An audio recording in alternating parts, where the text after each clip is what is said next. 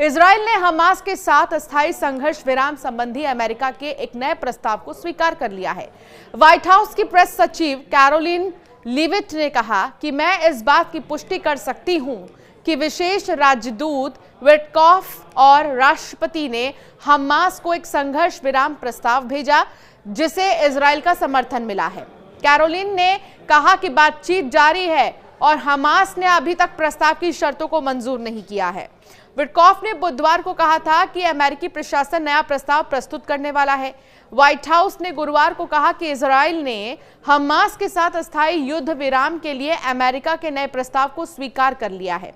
अमेरिकी राष्ट्रपति Donald Trump के विशेष दूत स्टीव विटकॉफ ने इस हफ्ते की शुरुआत में इजराइल हमास युद्ध को रोकने और हमले में पकड़े गए बंधकों को वापस करने के लिए एक समझौते पर मध्यस्थता करने में उसके बारे में उम्मीद जताई थी। ये भी जानिए कि आखिर प्रस्ताव पर हमास क्या कह रहा है।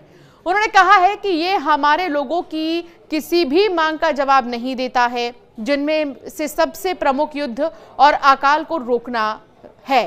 फिर भी उन्होंने कहा कि समूह प्रस्ताव का पूरी राष्ट्रीय जिम्मेदारी के साथ अध्ययन करेगा।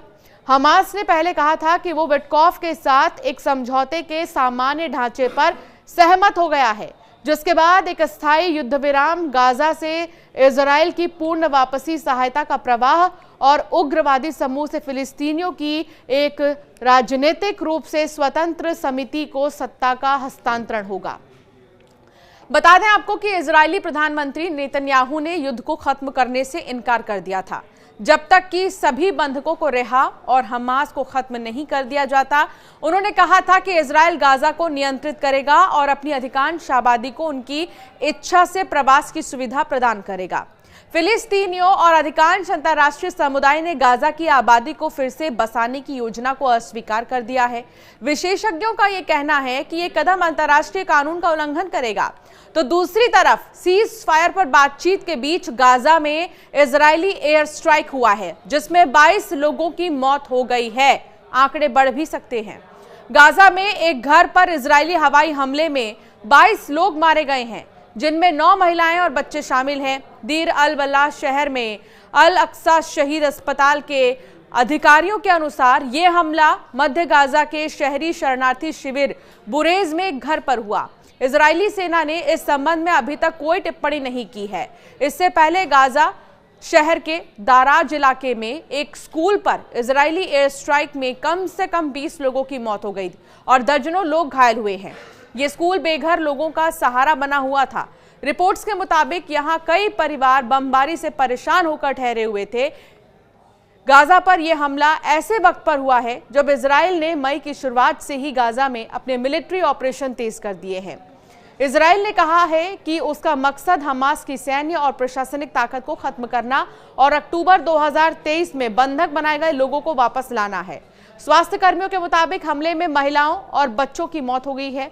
हालांकि इजरायली सेना की ओर से इस हमले पर कोई आधिकारिक बयान नहीं आया है।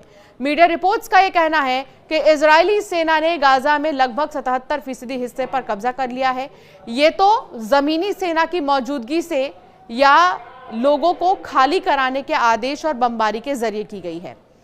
वहीं दूसरी तरफ गाजा भुखमरी की तरफ तेजी से बढ़ रहा है। हालांकि इंटरनेशनल दबाव और भुखमरी की वार्निंग के बावजूद इजराइल ने हाल ही में मानवीय सहायता पर लगी रोक में ढील दी थी, लेकिन प्रधानमंत्री नेतन्याहू ने साफ कहा है कि इजराइल पूरे गाजा पर कंट्रोल रखेंगे।